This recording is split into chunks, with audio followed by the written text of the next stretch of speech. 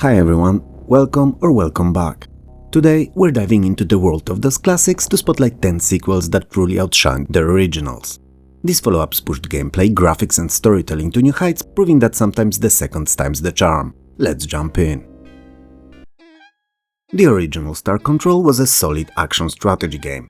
Nothing groundbreaking perhaps, but the seed of potential was clearly visible and it just needed that little extra bit of work. You know, extra push to grow.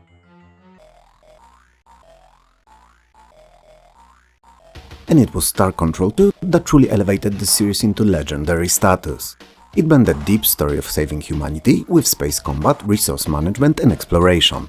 It expanded the game into a massive open-ended universe filled with dozens of alien races, each with unique personalities, motivations and dialogues that gave the galaxy a living, breathing feel.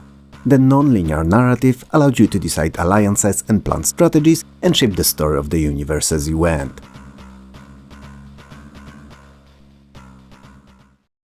Combat remained as fast-paced and fun as in the original, but was enriched by ship customization and tactical depth. Beyond fighting, diplomacy and exploration, it were the story-driven missions that took the center stage, turning Star Control 2 into a hybrid space RPG. Memorable soundtrack, interesting characters and innovative mechanics made it a timeless classic, influencing countless space games that followed. For many fans, Star Control 2 was not just better than the original, but one of the greatest PC games ever made.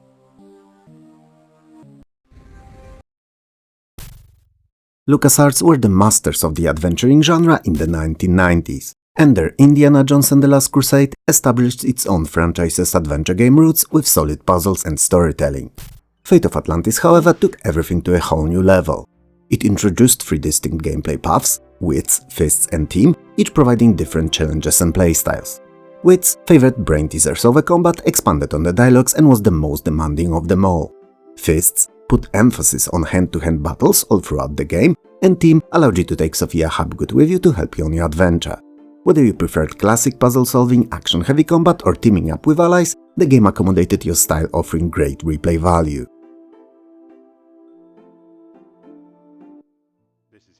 The story itself was richer, involving a gripping titular quest of seeking of the legendary lost city of Atlantis. It featured varied environments, from city streets to ancient archaeological sites, rendered in LucasArts' improved SCAM engine, bringing sharper visuals and smoother animation. The puzzles were cleverly integrated into the narrative, making them feel meaningful rather than just arbitrary obstacles. And the CD-ROM version introduced professional voice acting that added personality and immersion, rarely seen in those games at the time.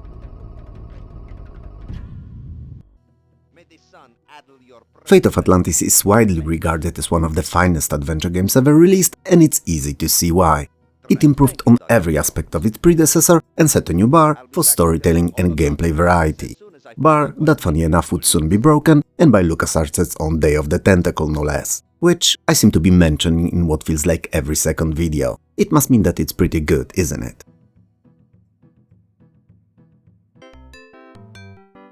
Space Quest was a rather well-known series of adventure games by Sierra, and especially for its comedic take on sci-fi themes and stories.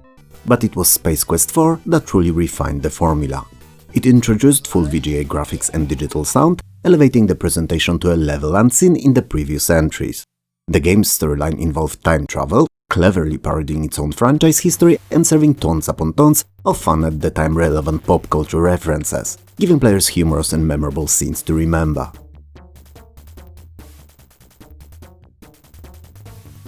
A notable, and from yours truly point of view most important change for the series, however, was the interface.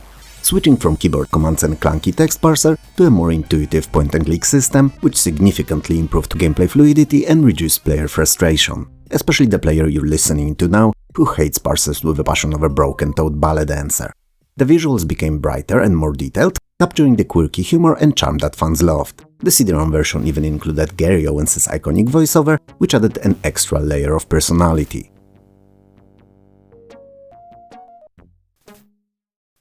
Space Quest 4, Roger, Wilco and the Time Reapers, awesome title I must add, balances nostalgia, wit and modern design, proving that sequels could be both faithful and innovative. Its memorable characters, clever writing and improved mechanics made it a beloved classic that surpassed its predecessor in nearly every way imaginable.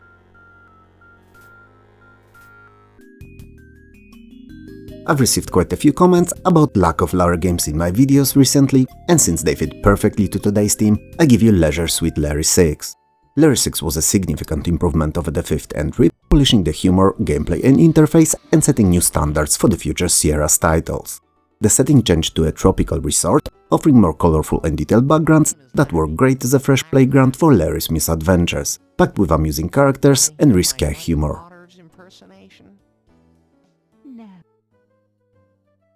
The puzzles were streamlined to be less obtuse, and the interface improvements made gameplay smoother and more accessible. The inclusion of minigames added variety, keeping the experience fresh. I should probably make it clear that these weren't minigames in the current modern meaning of the word, but were the odd tasks that you had to complete as side activities within the overarching main story. The narrative had a clearer structure, which helped balance the comedy with a coherent storyline.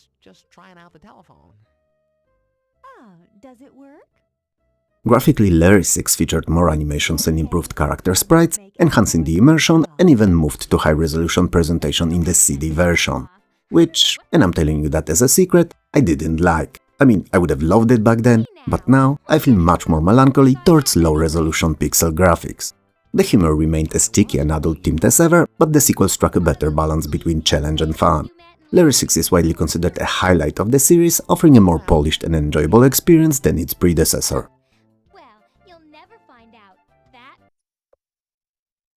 No, today's video is not all about point-and-clickers despite what it may have looked like. In fact, Larry 6 was the last one. Anyway, Ultima 7, The Black Gate, is often hailed as one of the greatest RPGs of all time, and for a good reason. It vastly expanded on Ultima 6's foundation by creating a truly open and reactive world. It featured a huge, seamless map filled with diverse towns, dungeons and wilderness, all bursting with interactive NPCs and objects.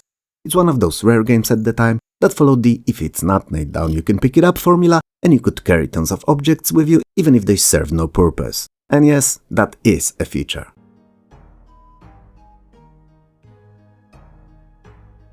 Ultima 7's story was also far more intricate, with a central plot full of mystery, conspiracy and more ambiguity. It introduced real-time combat, which was innovative for the time and series, and added excitement without sacrificing strategic depth. The NPCs followed daily routines, living their simulated life to the fullest and making the world believable in ways most previous RPGs hadn't achieved.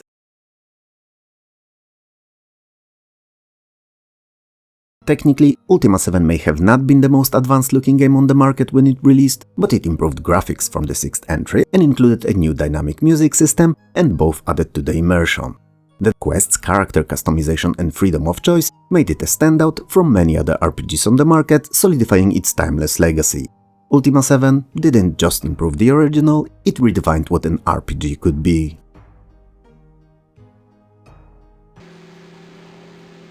Screamer 2 was my most favorite racer of the DOS era, and I played it to death against my father, with whom I would compete for the best times. But more importantly, it was overall a huge leap forward in the arcade racing genre on DOS. While the first Screamer introduced players to fast, fun tracks with decent graphics, effectively proving that PCs were capable of offering similar experiences to the reigning at the time consoles, Screamer 2 redefined the formula with rally-style courses that were more varied and challenging. The tracks included mountains, deserts, snowy roads and urban environments, each with unique hazards and visual flair.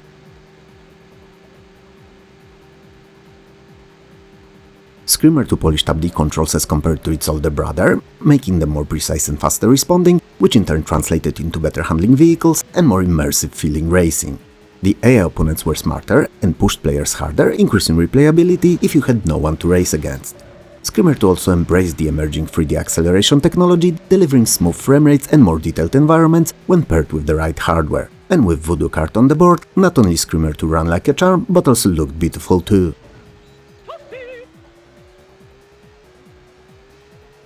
Multiplayer mode via modem and LAN was its standout feature too, offering competitive online multiplayer, which was not unseen per se, but it was still not something that all those races had within their feature sets. The soundtrack pumped adrenaline-fueling tracks, perfectly matching the fast-paced gameplay. Screamer 2 is remembered as one of the most polished and thrilling racing experiences on DOS, and a considerable step up over its already rather good predecessor.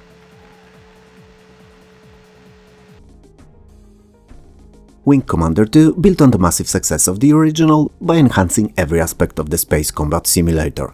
The story deepened with richer characters and more dramatic mission arcs, and even included animated cutscenes and some voice acting. Its mission tree is branching out to a certain degree too, but doesn't offer true divergent storylines or endings just yet. It still added to the depth of narrative, which increased the replay value considerably.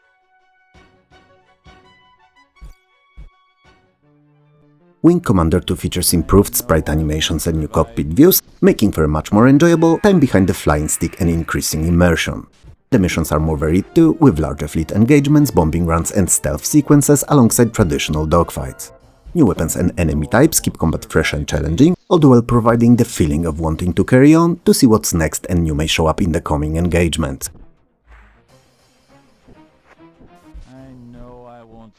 The AI got a bump up as well, and it's way smarter than in the first game, forcing players to adopt more tactical/strategic approach to combat scenarios, rather than relying on pure reflexes.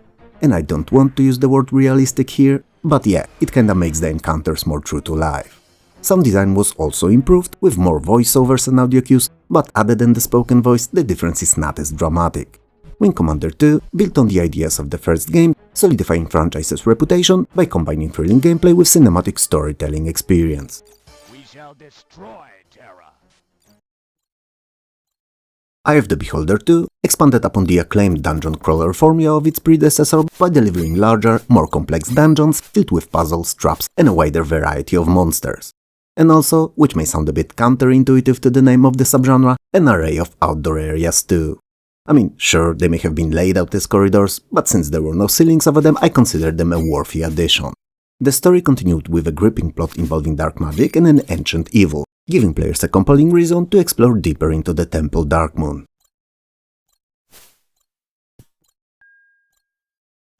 User interface and inventory management may have not changed since the first game, still remaining rather clunky and interruptible by unexpected real-time combat encounters. But the graphics were notably enhanced, offering richer textures and better lighting effects, and creating a more atmospheric and immersive experience.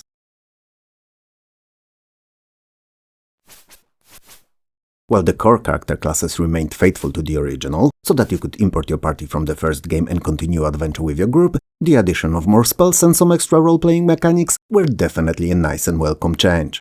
Puzzles were more integrated into level design, balancing exploration with thoughtful problem-solving, adding numerous pressure plate switches and environmental interactions.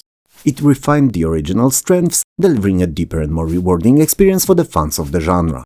I played it first on the Amiga, and it was pretty sweet there too.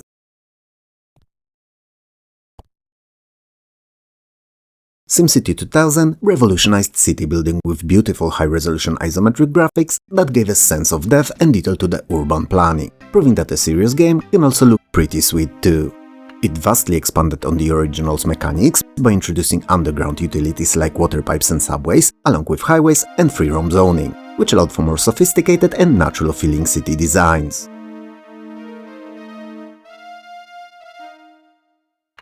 It gave you a much greater control over budgets, taxes and city services, and the simulation became more complex and realistic. Tax rates could be set individually for residential, commercial and industrial zones, and you could enact city ordinances, shaping the political future of your city too. These were not as robust as in the later entries perhaps, but it was a still night and day change as compared to the original. The interface was much more intuitive, making it easier to navigate complex menus and manage growing cities. And finally, the soundtrack was catchy and memorable, adding to the overall atmosphere. In fact, there are songs from SimCity 2000's soundtrack that I can hum from memory to this very day.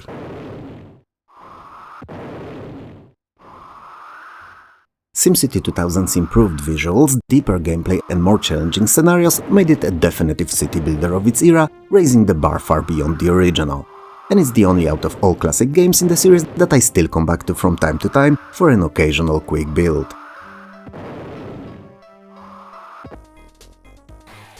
While both pinball games by Digital Illusions released on the Amiga first, they also had a pretty big presence on the DOS scene. And Pinball Fantasies, my favorite 2D pinball game, quickly proved itself superior in every way.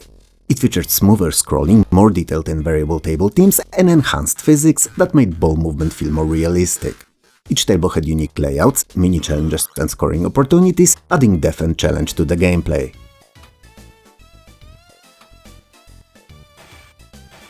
The graphics were more vibrant and featured animated sequences that brought the tables to life. and the colors were mixed with such care that each and every pixel looked as if it was placed by hand to offer beautiful and coherent presentation. The soundtrack added atmospheric energy to the fast-paced on-table action, sounding as if it was taken straight from the arcades. The responsiveness has also been raised as compared to Dreams, making Fantasies hands down the best 2D pinball on DOS. And yes, I shall defend the notion till the day I die, or till I get tired or bored, so more or less 10 to 15 seconds into the argument.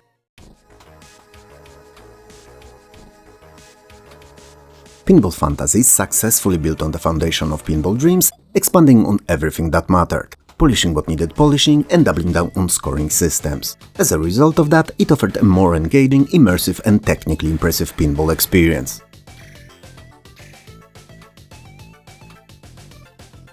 Which of these DOS sequels do you think truly outdid the originals? Drop your favorites and suggestions I may have missed in the comments. If you enjoyed the video, please like and subscribe, maybe even hit the bell to be notified of my tri-weekly uploads. Thanks for watching and I'll talk to you soon.